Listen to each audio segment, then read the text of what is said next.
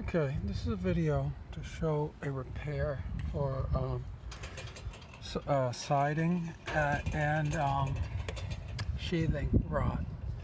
So the location here is on the side of the house. There used to be a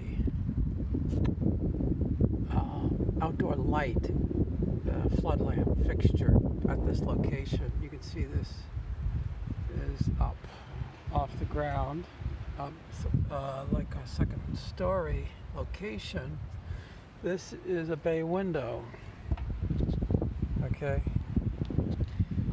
and the way this was originally done is that there was a square piece of pine wood that was placed here, and then a hole was drilled in it, and then the fixture box was screwed into that. The problem is that it wasn't flashed or sealed very well, so where the siding came to an end here, water got in and started rotting this out, okay?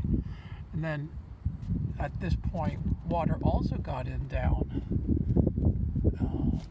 below the siding and not sealed or flashed well at this spot or at this spot. Now up at the top it seemed to be okay. That wood is sound. Okay, so what I've done is removed a certain number of layers of siding because my intention on rebuilding this is to do it a different way and to put the siding in, not to put in a block of wood, but to put continuous siding in. Part of the reason is because my plan is actually to redirect this fixture so that it's on the corner of the house rather than on the face of the house, just to make it slightly more useful. And at the same time, in doing that, I realized I don't want to have this block of wood here serving no purpose, and also to take care of this rot at the same time. Now, one issue with this rod is that it has decayed down even behind this trim board. Okay, and what I've done is I've dug that out to a reasonable extent. The siding, that is the sheathing, it was going to come to an end anyway when the window comes in, so there's a little bit more rot down there, but I'm not going to worry about that too much. I could, try cutting this out and putting in another board, but I think this is not that bad. I think I can patch it over it. Now, what I've done so far is I've removed a lot of the loose, wet, rotted wood. Now, I could remove even more, but I only remove it to a certain extent, not to the maximum amount, because the reason is because what I do is I apply a borate solution. I use a boracare, and I want that to soak in. I use a strong concentration, 50%. I want that to soak in here to prevent further rot. Then I let that dry, preferably overnight, more than one day, but in many cases I have to use a hair dryer to accelerate the drying depending on my schedule. Okay. Then my plan here, and this will be a multiple part, after the borate, I've already put the borate in here, so this is completely torn down and I'm ready to start building it back up again. My next step, I'm going to put a two-part epoxy into this to soak in and consolidate all this, and hopefully to trap that boracare. Then I will add some flashing tape, put the siding on, caulk it, try to seal it up again. Okay, I should mention a few details. When removing this type of siding, which is cedar, you can run into a problem because the cedar very easily will crack. So let me just show you a small example here. Here's an example where there's a crack in the cedar, and you can see it happened at that nail hole. This could have happened when this was originally nailed. One reason is because it's close to the end. And you can see one at the other end. You can see the cedar is cracked right there. It's okay in the middle, but it can also crack in the middle because the shingle is getting very thin here, okay? And there's one where you can see it's partially cracked. That's starting to crack. Now, the other thing is when you try to remove layers of the siding, you're putting your pry bar underneath and you make contact with that nail, and if you drive it upward, it also adds splitting.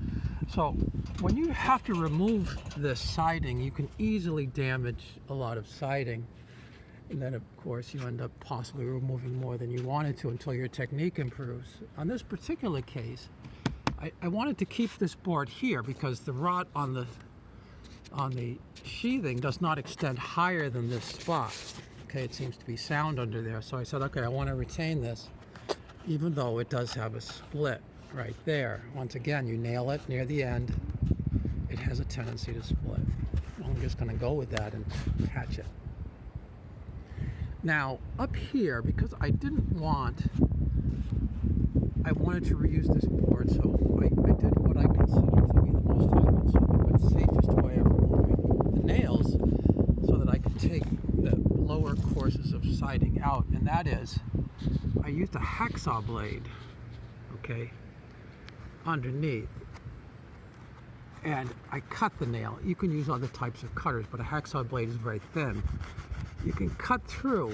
Once you've cut through all of these nails, this can pry up quite a bit without damage of pulling the nail through, and then you can remove the heads of the nails rather easily with only a minimal amount of digging.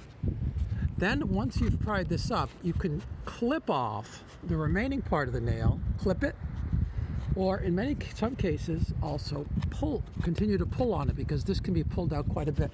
If you pull it out too much, you could crack it, because it already is going to have a tendency to crack at these nail spots up ahead. You can only pry it out to a certain extent.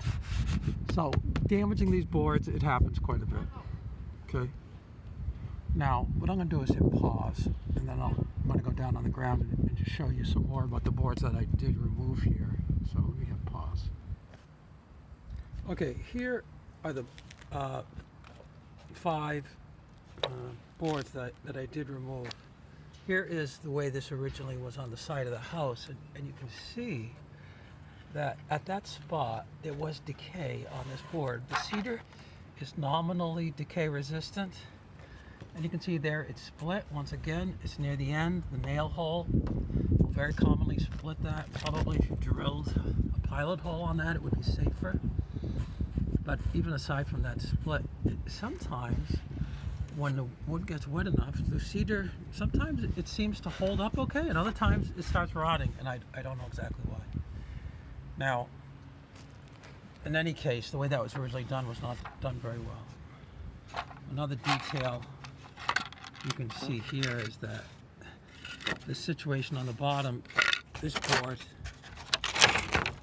has actually been cut to allow this to come in, and that's not very good for that seam. Okay, that has to be flashed and sealed carefully. It turns out this isn't even the original block of wood here. This is a second pass. I had already replaced this fixture once with an LED fixture. The LED fixture only lasted about 7 years. When I did replace it, I replaced the pine board with this cedar board, and at that time I was still working. I didn't have a lot of time. I didn't want to replace all of this trim board, and I did not do a good enough job on sealing this up, which is why there was some further decay. Of course, it was already decayed also. If I do this repair successfully, what I'm going to do is I'll new siding to cover this, and that weak spot hopefully will be completely sealed. Now let me show you a couple of examples of things that I mentioned. Pry bar that you use quite a bit on this type of work. The one that is very handy is this type of pry bar. Okay, if this pry bar can be pushed all the way up so that goes to where the nail is, then you have your best chance of prying this up without cracking it. You want the pry bar up as far as you can. But if the pry bar goes in too aggressively, and it goes to that point, and then as you're nailing it in, it can dig in, or if it hits the shank of the nail and you continue to drive, that of course will split this piece of wood. If you're going to be replacing this wood anyway, it's not a big deal, of course, but when it's on the very bottom course that you're doing, you don't want to do a crack under the one that's going to remain. Okay, and it's just so easy to crack this stuff. You've got over an inch of overlap, so you might say, well, even if it was cracked here, who cares? And I don't really have a good answer for that. The way these are nailed does not seem optimum from the point of view of them cracking. I will say that. Anyway, this one was also damaged because of water intrusion and some rock taking place there. So I have a bit of a mess here. You can see it's insects that got into this area. So hopefully I'll seal all this up. And when you're lucky, so here are some of the things that can happen. When you're not lucky and you try prying a board, the nail head pulls directly right straight through, okay? And that's because, for whatever reason, the wood is not strong enough, okay? And if you're lucky, the wood, as you pry the board up, the head comes out with it. And when that starts to happen, you're in pretty good shape, because when you push the board back down, normally the head will pop up. Another trick is after you've pried it up a little bit, you slide this and you put a small bend in that nail so that when you push it back down, the nail doesn't tend to go back through it. Okay? And then you can pry this up. I find quite a bit of times that it's not possible to pry it up. Here's one, for example. Look at that. That nail, it pushed right through. The wood was not strong enough to hold it. That's why the upper course that I wanted to keep, I used the hacksaw blade technique, and that's much more laborious than the pry bar technique. Here you can see the pry bar did make marks on this. Didn't actually completely split it, but it does put cracks into it. Anyway, this is part one, and then I'll start putting this thing back together.